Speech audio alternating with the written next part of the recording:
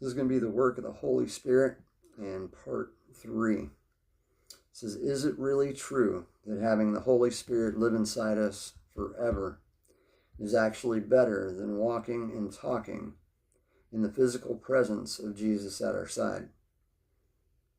In 1 Peter, he says that you and I can love Jesus, believe in Jesus, and rejoice in Jesus, even though we do not see Jesus.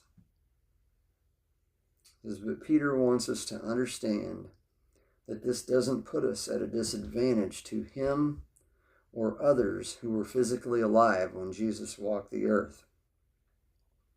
As great and glorious as it would have been to see Jesus, the fact that we didn't doesn't mean that our faith, our love, and joy in him are any less genuine, or less fervent, or less passionate, or less pleasing to God.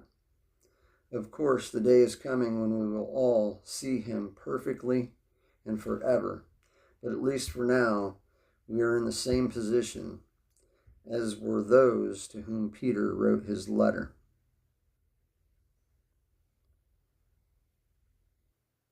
So the sight that you and I have been given of the glory of God as revealed in Jesus is immeasurably greater than the physical sight of those who lived in the first century.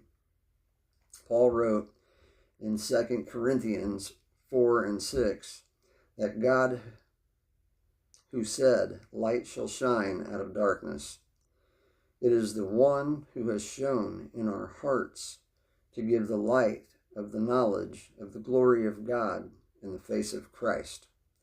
This is a spiritual perceiving, a very real and life-changing, heartwarming revelation of the glory and splendor and the beauty of Jesus that many who saw him with their physical eyes never experienced, but you and I do.